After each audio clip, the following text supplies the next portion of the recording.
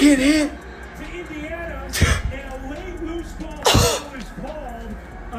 The Indiana Fever didn't lose to the Aces. What really happened is they got absolutely crushed by pure raw physicality. Seriously, the Aces didn't win that game by playing proper basketball. They won because the whole thing felt rigged, and honestly everyone watching could see it.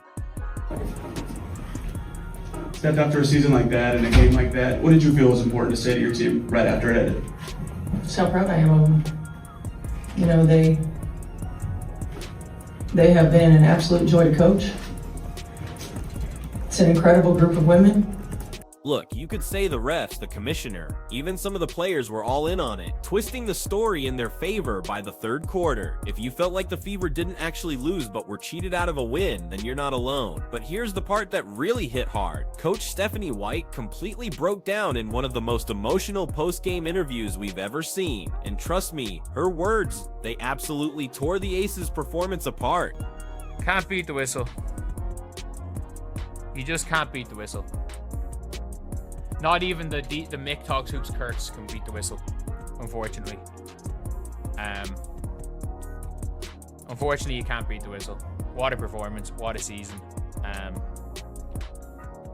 Rigged. Got no ifs, ands, or buts about that. Shit's rigged.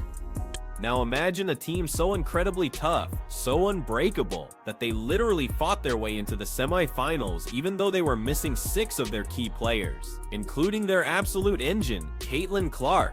You'd think that kind of unbelievable grit would earn some respect, right? But no, instead, the Indiana Fever weren't just playing the Las Vegas Aces, they were battling the refs too. Then Aaliyah Boston tries to make a basketball move and get a bucket, but they're able to just hit her arm while she's shooting, not even making any contact with the ball, but it's not a foul. And there's another illegal offensive foul on Asia Wilson, but they give the foul to the Fever. These phantom calls are adding up, and here's another one.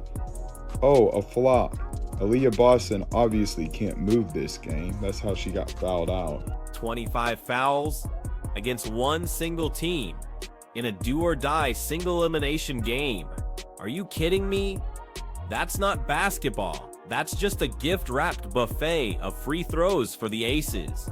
And get this, that was just the start. The real problem was all the special whistles. Every time an Aces player barely flinched, the refs blew their whistles like crazy. But when the Fever got hacked, shoved, or even thrown across the court, total silence. No whistle at all. Asia Wilson can't help herself but move on the screen. Do you see how she moves her leg and then moves her hip, which resulted in her teammate getting hurt? I mean, that's karma. This was probably a foul. It was a touch foul on Aaliyah Boston, but I mean, you gotta let him play a little bit. And then this foul on Lexi Hall, it's third quarter. No, it gets worse. Look at this one on Breonna Turner. There wasn't much contact there, Marv. When the third quarter hit, the refs just took control of the entire game. But the moment that really just broke everyone watching, that had to be Aaliyah Boston's 6th foul. It was a foul where she barely even touched her opponent. Is that a foul? Have you even seen how physical the WNBA is these days? Seriously, where are these refs coming from? A no-contact yoga class? And then there's Aja Wilson. Look, nobody doubts she's a superstar, but let's be real here, she is the queen of moving screens. She does it constantly, and in this game, she got away with it again and again. Not a single whistle, nothing. Seen Asia Wilson do this series, last series, the entire year. You're gonna put Aaliyah Boston on the bench the entire half off of that.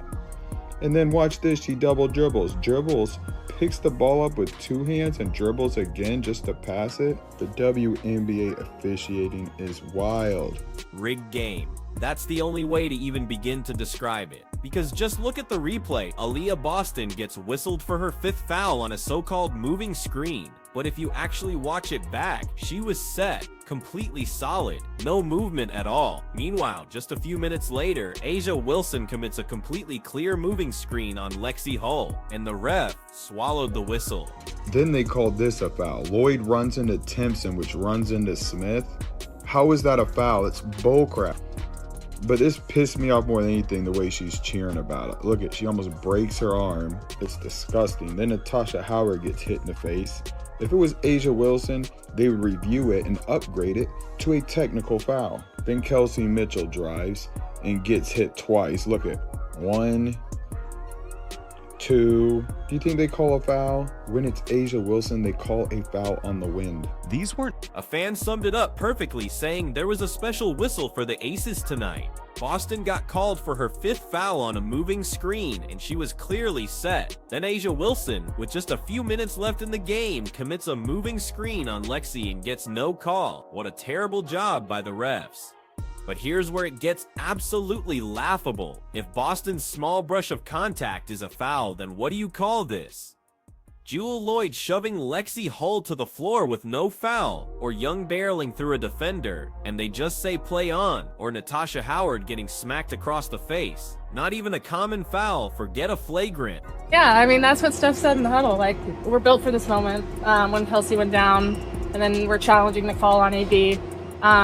We've been here before, so it's just so unlucky. So crazy that had to happen tonight, and just for us to be able to continue to bounce back and still fight and still, These weren't just missed calls. These were absolutely crystal clear fouls that every single person in the arena saw. Everyone, that is, except the people holding the whistles. This wasn't two teams battling on an even playing field. This was a completely tilted court, and that's exactly why what Lexi Hull said after the game hit so hard. She admitted it straight up. This game was physical, and they just had to play accordingly. This team flat out balled tonight. Flat out balled. Everybody stepped their game up, man. And yet, here's the part that really hit different. Even with the refs tilting the floor, even with the deck completely stacked against them, the Fever just didn't fold. They fought, they kept pushing, and they played like a bunch of Avengers out there, taking hit after hit, still refusing to quit. Who sat down with Lloyd coming in. Backdoor, Mitchell lays it in. Defensive end and her ability to contest. Mitchell! A bad no call. Here's Mitchell. Mitchell able to hit. The strength advantage in that matchup, took advantage of it. Mitchell stops and hits in 5. Vegas looking to end this thing today. Mitchell splits the D. Working behind Boston. Mitchell flings it. They did everything they possibly could, and honestly, watching them battle through that absolute storm, it was beautiful, and it was so emotional. From the very beginning, Kelsey Mitchell, Money Mitch, was just on fire. She was everywhere, knocking down shots, breaking down defenders, keeping the Fever alive with every single possession. Every time the Aces thought they'd pull away, Mitchell pulled the Fever right back. Leah Boston's done. Leah Boston's done.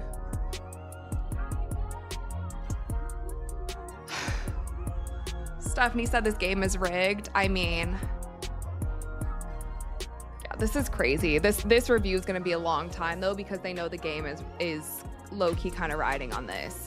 The game just kept getting tied again and again, and honestly, no Fever fan watching thought they were going to lose. But then came the moment that changed everything.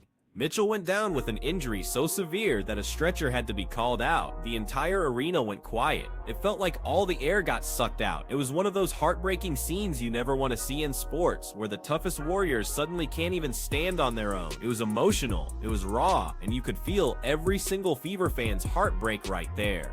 Then, a little bump, and she was out. But somehow she still kept fighting, giving the Aces all kinds of problems, even when the refs basically put her in handcuffs. But of course, the script was written. At 84-84 with 27 seconds left, the refs finally got what they wanted. Boston, the anchor of this team, whistled out on a touch foul. The Fever lost their heart and their soul in the same game, within minutes.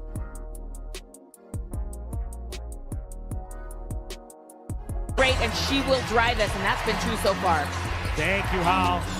Sims, pull-up jumper, she got it. On and physicality to fit. Connects on it, denied by Hull. Always battling till the end. Here's Sims. Pull-up jumper is good.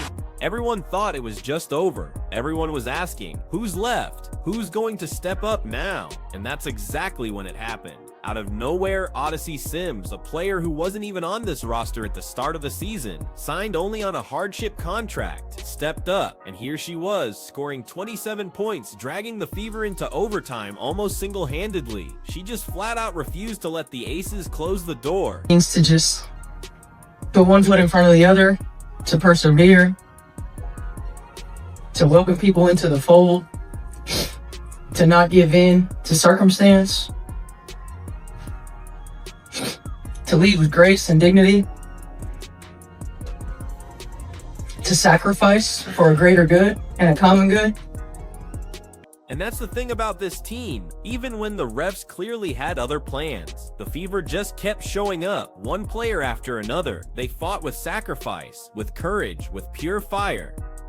Honestly, it was historic. I've never ever seen a team play with this much heart. And maybe that's why Coach Stephanie White actually got choked up, literally into tears, when she talked about the Fever players in the post-game interview. She couldn't hold it back. She said these players are so tough, so incredibly resilient, and that she's proud to coach them every single day. And you could feel it. It wasn't just that. It was their incredible example to everybody.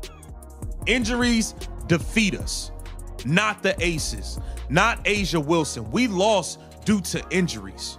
Point blank, period. It is as simple as that. This was too much to overcome. No other team would have been able to overcome this, man. I'm proud of the effort from this group, man. Kelsey Mitchell was 4 of 8 with 15 points before she got hurt. She was about to light y'all up some more. We ran out of players. Because really, think about it for a second. What if Kelsey Mitchell hadn't gone down with that injury? What if Boston hadn't been fouled out on that absolutely ridiculous call with the game tied at 84? Who in the world would still believe the Aces were going to win? Nobody. This wasn't about the Fever not being good enough. It was about losing their core players right in the middle of the fight. The league is lucky if Caitlin Clark is not hurt. You are watching the Indiana Fever win the WNBA title. Point blank, period. And then you zoom out even further and it gets even more unreal. What if Caitlin Clark was there? What if Sophie Cunningham was healthy and actually on the floor? Just imagine that for a second. The idea of that lineup, the energy they'd bring, the sheer firepower they'd have. I get chills just thinking about it. Because with all of them, this wouldn't even be a contest. The Aces wouldn't just be worried, they'd be absolutely terrified. I know it's a lot of you out there rejoicing. Glad that the Fever season is over. We're not going anywhere. The season is over, but we're not going anywhere. This team flat out. But here's the real beauty of it. Even with so many players missing, even with all the heartbreak of those injuries and foul outs, this Fever team made the entire league stop and pay attention. They made history just with their incredible grit. And that's why Stephanie White cried. She knows what she has. She knows what's coming. And so do the players. Sophie Cunningham said it best in her tweet after the game. Can't make this season up. So much to be proud of. You better believe we are coming for everybody next season. That's not just a tweet, that's a straight up promise. This Fever team isn't done, not even close. Next season when they're fully loaded, the entire WNBA better be ready. So yeah, the Fever are officially out of the 2025 season, and for millions of Fever fans, that means the season already feels like it's over, because like it or not, the Fever are the most watched team in the WNBA, and the truth is, they absolutely deserve it. The way they went out was nothing less than a win in spirit. Everybody is still talking about their heart, their toughness, and the way they just never stopped fighting.